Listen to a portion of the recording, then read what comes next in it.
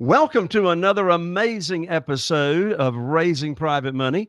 I'm Jay Conner, your host, also known as the Private Money Authority, and this is the show where we talk about how to raise private money without ever asking for money. Well, my guest today is a very, very good friend of mine. He's been in real estate now for over 30 years, probably knocking on 40. Anyway, he's only raised over $5 million in private money, and he does something very, very interesting, and I do it as well. But he uses private money simultaneously along with his creative strategies of buying and selling houses on terms. So, what my guest is known for, in fact, he's not only known for it, he's actually trademarked it. And what he's trademarked is, quote, the secrets to creating 3 paydays per deal without using any of your own cash, credit, or banks. Well, simultaneously, he runs his own buying and selling business with his family team, and they purchase about 2 to 5 properties month in and month out. So you're going to be listening to an individual on this show that's in the trenches every week. He's doing the business, he's very active, and what I'm talking about here is decades of experience as well. In addition to all that, he's a 4-time best-selling author.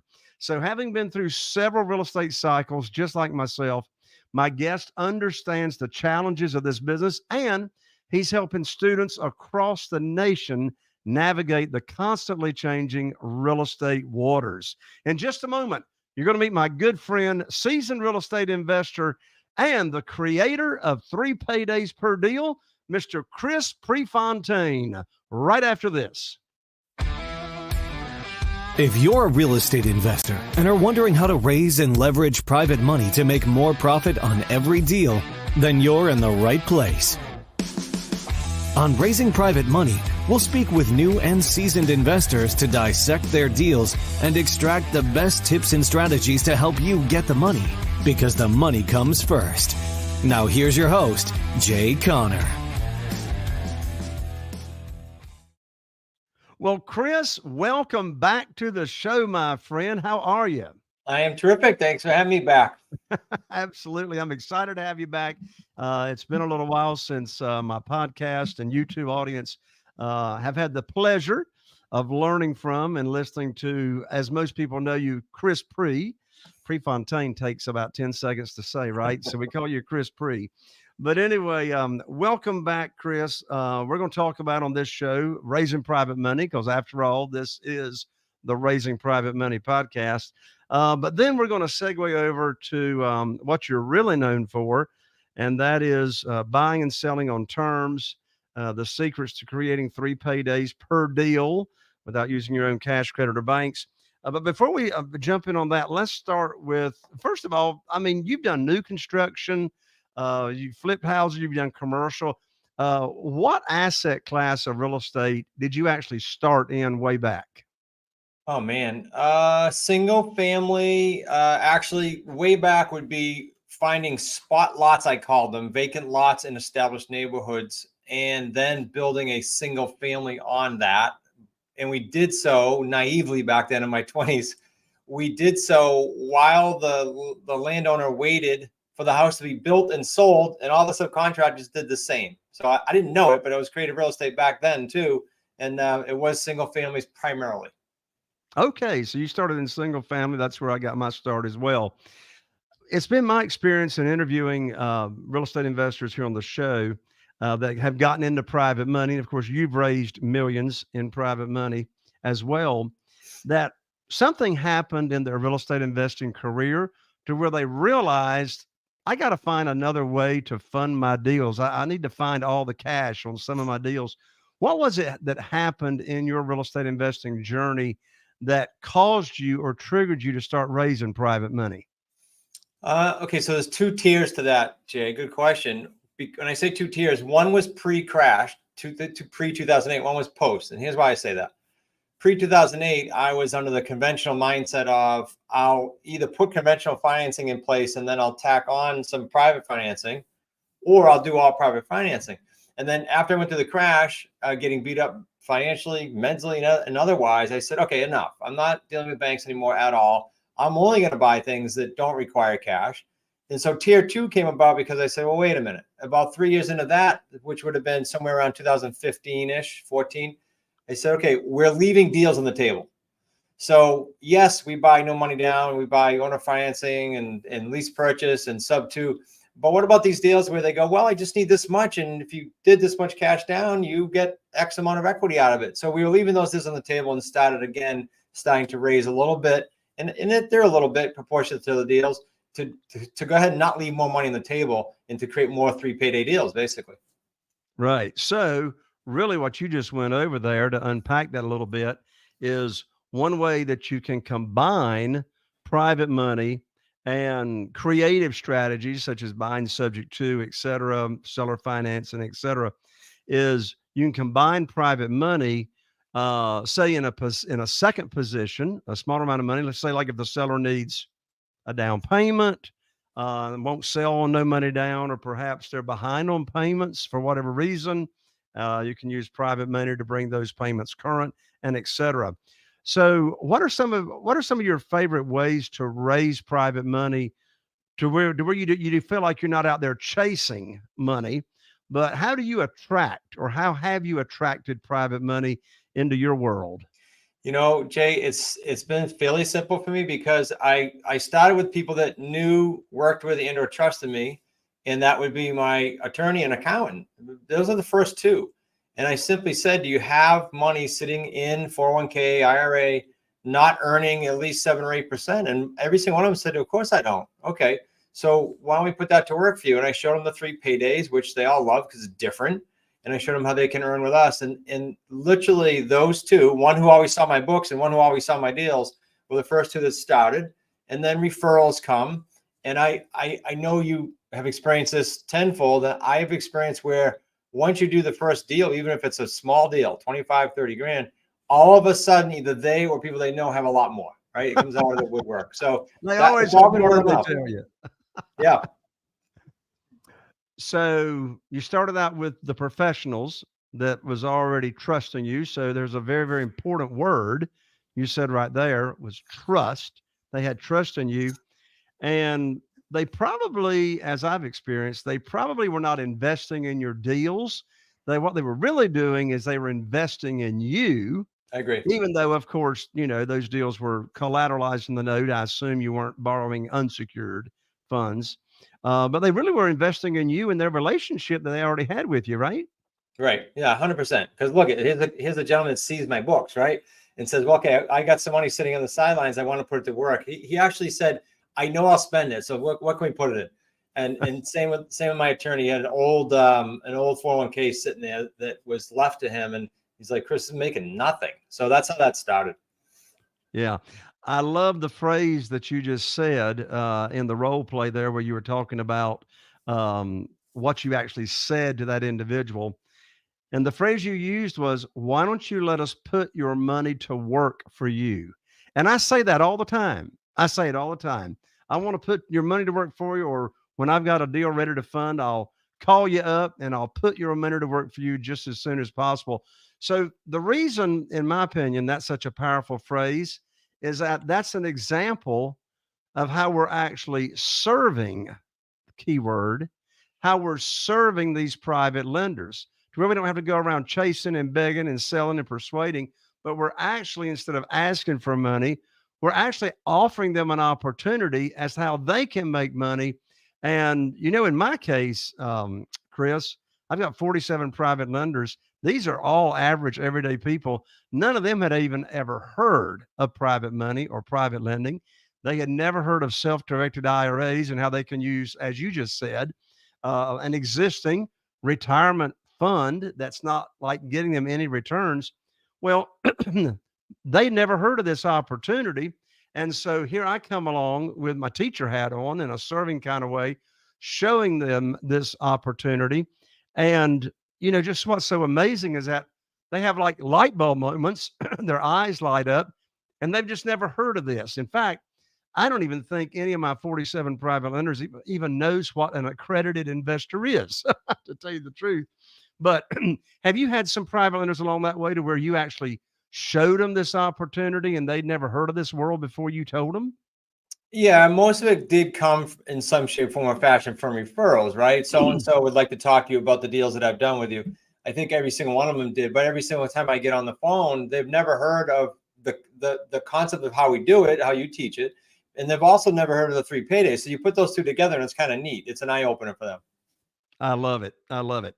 Well, let's move over into what you are actually known for, Chris, and that is the secrets to creating 3 paydays, and that's buying and selling real estate on terms. So let's start right there. In your world, in your words, what does it mean, really, in simple terms? What does it mean to be able to buy and sell real estate on terms? In my world, it's real simple. It's no banks. So you're never signing personally on a loan. I get calls from investors saying, yeah, but this bank will give me 3 more loans and this one. I said, don't sign personally. Please don't do that. So no banks. Secondly, little to no money. I'll never say every single time you can get no money because it's sometimes just a teeny bit needed for transfer tax or something else, but no banks, little to no money. And terms to me means I want to create those 3 paydays. I didn't want to be stuck on that proverbial treadmill again after the crash. That was one of the things I re-engineered and said, I'm not doing that again. So those are the main 3 rules, if you will. So, what are some specific ways that people can sell to you, sellers can sell to you on terms to where you don't have to use a local bank Yep. or a hard money lender or any kind of institutional money? Yep. So that's the 3 ways we buy would be owner financing. You alluded to a few of these earlier. Subject to the existing loan staying in place. So sub 2 is what your listeners will hear out there. And then lease purchase. Lease purchase you're going to control. The other 2 you're going to actually own. Those are the 3 ways we buy. And they will be little to zero money down on those. So let's start with the first one you said, seller financing. So, I mean, what does that mean? You're not using a bank. The seller is going to sell you their property with seller financing. How do you break that down? What's that look Yeah. like? Yeah. So they become the bank. And that's why I say to them, you're the bank now. So I'm going to be making payments to you every single month. And side note, Jay, as you know, we mainly deal with, in our world, free and clear sellers. So we're going to make that monthly payment to them directly against principal. So I let them know that we're going to give you your price, for example, and you become the bank. We're going to make monthly payments to you against that price, is what I say. Until such time we're going to have a balloon payment due for the balance. And that could be 4 years, 5 years, 6 years, in that range, 10 years it could be. That in its simplest form, that's it. So, why would a seller be interested or willing to take monthly payments on a free and clear house? In fact, I heard you say recently one of your most popular lists that you and your students use are expired listings. They had the property in the multiple listing service, it didn't sell. Right. And in a lot of cases, you could, in your words, get them their dollar, get them their price. Why would they be willing to do that? Couple things. I mean, we could do this for now, but I'll give you like the top ones that I've seen and buy from, including my office building. We're always looking to either do one of 2 things: solve a problem that they're having, or helping them accomplish a goal the conventional market's not doing. So 2 examples. Mixed use building, because this can be any asset class, even though I teach primarily residential, just to keep from getting in the shiny object syndrome with students. The mixed use building, his building was sought after, is in high demand. He was free and clear. What he said to me was, Chris, the realtors don't understand that bringing me offers, I don't want cash offers. I want, for estate planning reasons and for tax reasons, I want owner financing. He was adamant about it. Didn't want to get cashed out. And so what do? He didn't have a problem. We helped him accomplish a goal the conventional market wasn't helping him do. Now, switch gears a little bit. Free and clear, couple's going to leave the state. They want to leave by literally next week. They're out of time. The runway's over. They had already done in the market as an expired. They called me and said, can you come do that owner financing thing? They're retiring. They just wanted a cash flow stream, and the conventional market didn't get it sold. So what I said to him was, how much would you have gotten if it sold with the realtor? It did not, but if it did, he said, I think around 183. I said, done. I'll pay 183, no money down, $923 a month principal payment. And that's what we structured with him. It took minutes on his porch. Because why? Because he had a problem now. He had an end of his ramp and he wanted to leave the state, and winter was coming here. And he said, I just want closure on this. Well, boy, I get my price that I couldn't get. I get cash flow while I'm retired, and I can let go of this now and have closure. But there's many more. Those are just two examples. So let me unpack that story. So you got a seller. You ask him how much would he have gotten if it had sold through the realtor community, through the MLS. He told you 183 is what he would have gotten if he'd sold it through the MLS and had paid a realtor. So let's turn the coin upside down. When you're buying on terms and you're not having to come up with all the cash or any of the cash, how does that math? Now, I know you're going to need to keep this simple, but how does that math work for you as the real estate investor to be able to pay them their price? And let me do a little caveat to the question, and then I'll come back and put a bow on it. So a lot of real estate investors that don't work and move in your sphere of terms, they think I got to have a spread. Yeah. I got to have a big spread between what they'll actually sell it to me for, all cash. Maybe they're a wholesaler. They're going to sign it out to another real estate investor that's going to take the deal down, or maybe they're going to stay in the deal. And so they got to have this big spread. And of course, in the world of cash, you got the formula called maximum allowable offer, and you've got, a good 30, 35, 40%, like when I'm paying all cash, I'll buy a house all the time for 50% of the after repaired value. But back to my question. A lot of real estate investors, and your answer is going to be very valuable, particularly if you are a seasoned real estate investor and you always have this, I got to have a spread in my mind. So back to my question.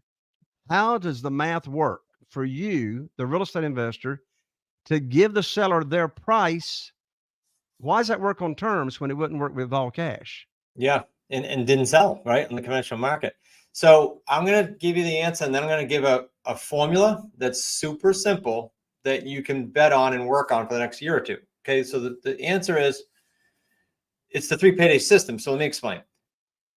Number one, it is super powerful to have principal only payments. Think of this for a second.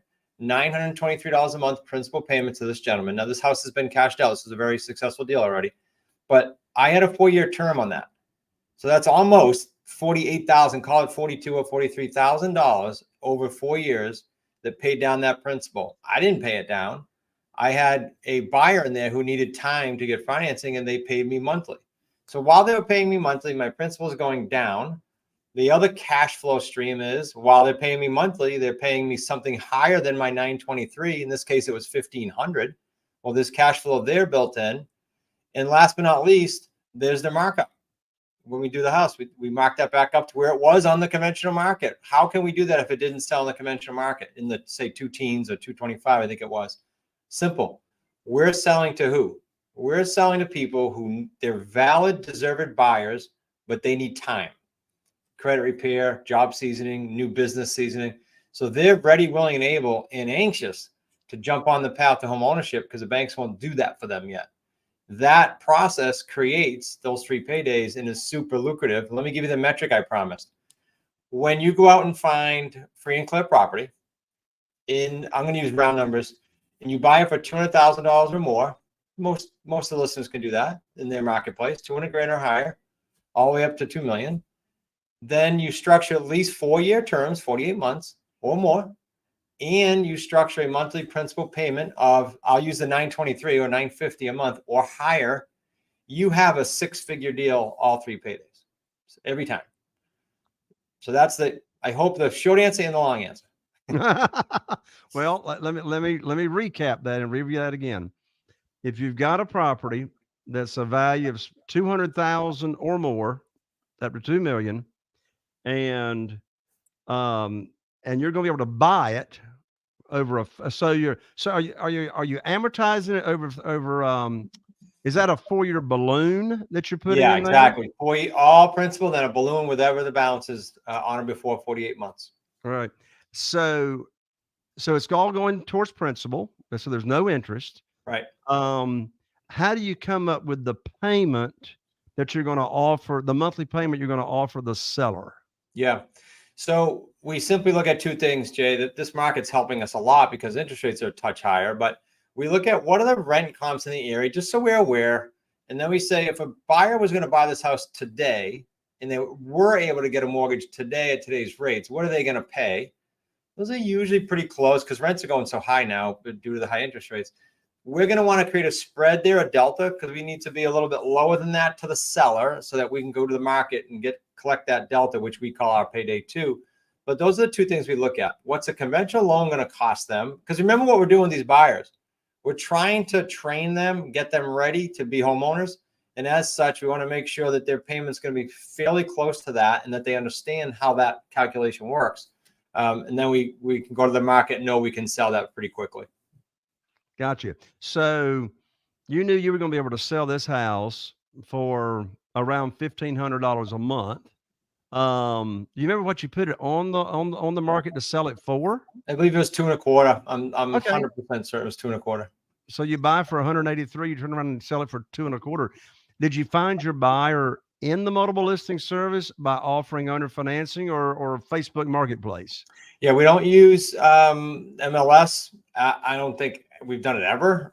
We have a company called Prosperity. We used to do this manually, but now about 2 years ago, a company called Prosperity takes the property, markets to all the portals for us. So they'll hit the Craigslist, the Rent Links, all the portals that we used to do manually, all automatic. And then after we fill the property, we selected our buyer who needs time to get mortgage ready. They will actually act as a escrow company, collect the rent and pay us the difference and pay the mortgage, or the seller in this case. So it's pretty automated now. Right. So when you were negotiating with that seller sitting there on the front porch, did you get the seller to tell you what's the least they could take per month, or did you start out with offering them so much per month? You're going to rack my memory now because this was a while ago. Okay, so I got the price from him, and then I believe I created the monthly, but the question is always, if I get you to that price and we can manage within the term, what's the least you can take? That is 100% my script. You're testing my memory of about 9 years ago, but I believe that I created the third, he created the first two, the term and the price. Yeah. Got you. So I was wondering if you're wanting to get the seller to name their lease, the lease that they could take per month. Yep. Excellent. So when you're talking to a seller about buying on terms, how do you approach the conversation as far as offering, if they never thought of it, what type of benefits could you tell the seller that they would have if they did sell on terms? Typically more cash out if you don't need your cash today. That's my short answer to them. I said, look, if you're someone that needs the money no matter what, and you're willing to price reduce if you have to, because you need to move this cash for a family home or whatever, and you're time sensitive to that, I'm not your buyer. If, on the other hand, you're open to receiving your price that you wanted, but getting that over time, you're going to net more money. There's no question about it. So that's the avatar of who we deal with, people that want their price and can wait for their equity. And that's more important to them than reducing and getting out of it for less cash out. Right. And as we talked about a few minutes ago, one of your best list of prospects for buying on or for selling on terms are those that tried to sell it in the multiple listing service and they couldn't.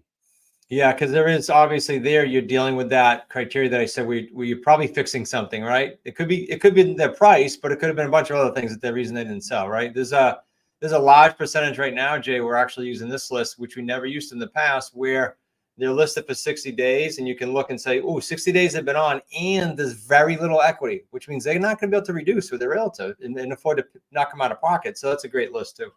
Okay, so make sure everybody understood that. A house that was in the multiple listing service, it's been in there for 60 days at least, and there's very little equity, which means they don't have the flexibility to come down on price. So here you come along with offering terms, And it's back to this whole framework of what we've been talking about, and that is offering solutions. Offering solutions. So, to those expired listings that you would reach out to, give or take, what would you say is a ballpark? Is what percentage of people might be open to that conversation? On the initial calls from the virtual assistant, about a third are at least open to hearing. And then about 10 to 15, it can be higher depending on the marketplace, but 10 to 15% of those will get to the table where we can probably do an appointment. Gotcha. So, we got some in the audience here, people that have brand new to real estate investing. We got very seasoned real estate investors as well. But for those that have not really started yet, does someone have to be full time to do this business the way you do it? No, it's the biggest question I get, because the perception in any niche in real estate, at least that I hear, is that, oh, I got to throw all this energy at it. You can, but 99% of the people that come into our community have a job, and some of them very lucrative jobs. So they definitely don't have to be. And I would even go so far as to say, don't try to do that right away. Let's make sure you have a nice, comfortable ramp as you build your 3 paydays. And let's face it, if you get 3 or 4 of these deals, recently a guy in our community, Rick, did 4 of them, all over 6 figures. And then he started planning to leave his job after 30 years. He worked for the government. So I would say plan on being part-time. Now, if you have a nest egg and you're making a move for full-time, I can set that strategy up with you too. But most aren't able to do that. Yeah. So, there's all kinds of different ways to invest in real estate, even in, single family or residential. I mean, obviously there's wholesaling, flipping, rehabbing, renting apartments. How would you compare this strategy that you've been talking about to these other ways of investing? Painfully, I've done a lot of those. I would hit a few of them off the top of my head that you said. Wholesaling and flipping. Look, I have good friends that do it, and they've been on my show. But the fact is, that's very transactional. That's very what I call old way, getting paid once. And I remember, like it was yesterday, getting to January every year and going, oh man, I did a lot of deals last year, but I got to do it again. And so our 3 payday system takes that off the table and allows you to get continuous money. Every time you launch a property, you launch a cash flow stream, and you launch a future date cash out, and they all differ. So that provides a nice quality of income. And then the competition, Jay, let's face it, wholesaling and flipping right now, super, super competitive. And the seller gets the call from everyone constantly, and they know they're going to get lowballed. So the wall comes right down when you start talking terms, and the fact that it's not about that, it's about the term. It's a whole different conversation. So it's very interesting when you start taking it from that standpoint. So I guess the money for you, the quality of income, not just the quantity, and then the conversations, they're pleasant. They're not, we're trying to steal that house or we're trying to lowball that house. It's not that at all. And so if you're out there now wholesaling or rehabbing, man, look at all these deals that you might have thrown away. Keep doing what you're doing, but don't throw the other deals away. You now can do them. I love it. I can't imagine over the years, until I learned your way of doing it, how many millions of dollars I threw away in the trash can. You and me both. Yeah. Yeah. And it's like, I want to repeat essentially what you just said. Like if someone that's listening to this show is a wholesaler, or, I've rehabbed over 500 properties myself on major fix and flips. And if that's the way you're in a box and you've been just thinking that way, all this other way that Chris is buying houses can be a huge bonus, and complement what you've already been doing. Well, you've got a community, and I'm so thankful you have introduced me to your community, but you've got a community called the Wicked Smart, and I see you got your t-shirt on. You got the Wicked Smart community. And tell us, what is the Wicked Smart community, and how can people learn more about what you do? Yeah, we hang out. I think the community's big. Any community. Your community is amazing too, and likewise, comment. I'm happy to be part of it. But when you're in a community, there's that interactive approach that happens, right? You have instant access to Slack, for example, in our case, and you have 140 or 50 other people that can help you. Well, that's huge when you start hitting the speed bumps that are normal in real estate. They're normal every week, sometimes every day. I would love to, for your tribe, Jay, give the free book. For those that may not have gotten it in the past, just go to wickedsmartbooks.com/J and the numeric number 1. That would be the best place to start if you're brand new. If you've been at this a little bit and/or everything we're saying is resonating and it's kind of processing quickly, then go to smartrealestatecoach.com/masters class, and you'll get my free workshop. So there's no one there talking to you, pressuring you. You go at your own pace. It's free, and you decide if that's something you want to pursue further. That's all. Excellent. So I want to repeat those because we got a lot of people listening on the audio podcast. So Chris's book, which is fantastic, it's called Real Estate on Your Terms, right, Chris? Real Estate on Your Terms. And you can pick that book up for free at www.wickedsmartbooks.com/JAY and the numeric 1. And then you've got the free masterclass that Chris just offered up. That's at www.smartrealestatecoach.com/masters class. And of course, we're going to have these URLs and websites in the show notes as well. But Chris, I tell you what, you covered a lot of ground in the time we had together. Thank you so much for joining me, and parting words. Yeah, I would say in my 33 years, it's 33 years this month, Jay. So I'm thinking about this lately. And in my 33 years, never has there been sort of a convergence of things going on in the marketplace between uncertainty and interest rates and the timing with banks, never to create such high demand in creative real estate. So now is the time when you kind of look back for 2 or 3 years, some of you 2 or 3 decades, and go, I am super glad I got my hand on that during that time. It's good always, but it's never been better than right now. So take advantage of it for sure. Awesome. Thank you, Chris. God bless you. And I'm sure I'll be talking to you soon. Thank you. And thank you, my listener and viewer. Thank you for joining us for another amazing episode of Raising Private Money. I appreciate you taking a listen today, and I always appreciate you giving us feedback, like, share. If you're listening on one of the podcast platforms, be sure and follow me, and and be sure to subscribe. And if you happen to be watching on YouTube, be sure and subscribe and click that bell so you don't miss out on any of the upcoming amazing episodes. I'm Jay Connor, the Private Money Authority, wishing you all the best, and I look forward to seeing you right here on the next episode of Raising Private Money. Are you feeling inspired by the knowledge you gained in this episode? Then head over to jconnor.com/moneyguide. That's jconner.com/moneyguide and download your free guide that shares 7 reasons why private money will skyrocket your real estate investing business right now.